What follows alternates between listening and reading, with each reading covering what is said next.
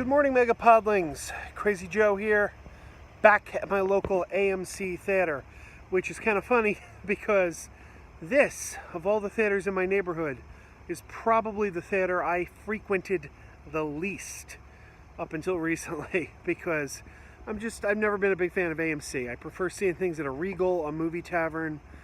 We have a local chain around here called Frank's. There's not many of them. That's where I prefer to see my movies. I'm not really a huge fan of AMC.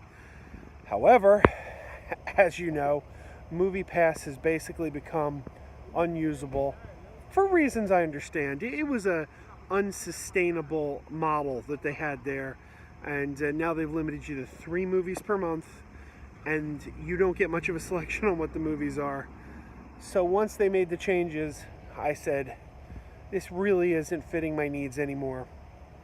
So I switched to the AMC plan. It's my second time using it, and I think it's pretty good. The first time was when I saw Happy Time Murders, and now we're going to see the movie Searching. I don't know if a lot of you have heard of this movie. It hasn't gotten a lot of publicity yet, I don't think, but I saw a trailer and it looks interesting, and I've heard some good things in reviews I've read. So let's check it out. Searching.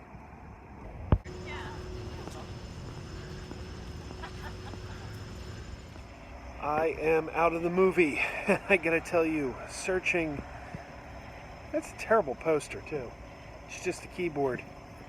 Doesn't really tell you anything. Like, that poster is not going to entice someone to see a movie. But this movie, Searching, is one of the best movies I've seen all year. This is really good. Really, really good. And I highly recommend everyone check it out. It's really only got, there's, they're not the only 2 people in the movie, but it's only got 2 recognizable name stars in it. John Cho, who you would know from Harold and Kumar and the Star Trek movies, and Deborah Messing from Will and Grace. They're really the only 2 names in there. Other than that, it's mostly unknowns. But the whole movie takes place on computer screens. The only thing I could compare it to is the horror film Unfriended from a couple years ago. And it actually had a sequel out this summer, Unfriended 2: The Dark Web, which I wanted to see, but I didn't make it out to the theater in time, unfortunately. It's the only thing I can really compare it to, and it's different. It's not exactly the same. It kind of uses multiple techniques of having screen time, like whether it be FaceTime on a cell phone, combined with Facebook, combined with a lot of different things, and it works. It really, really works. You might think that would get tiresome, but it definitely works. It's unique, but as much as it's kind of a new way to tell a story, I don't think you'd want a steady diet of it. It's like anyone who tries to do this now is going to be compared to this, and you're going to be like, well, they're just ripping off what Searching did. So I don't think you're going to really be able to repeat this. Of course, they made 2 Unfriended movies, so who the heck knows? But I recommend this. Check it out.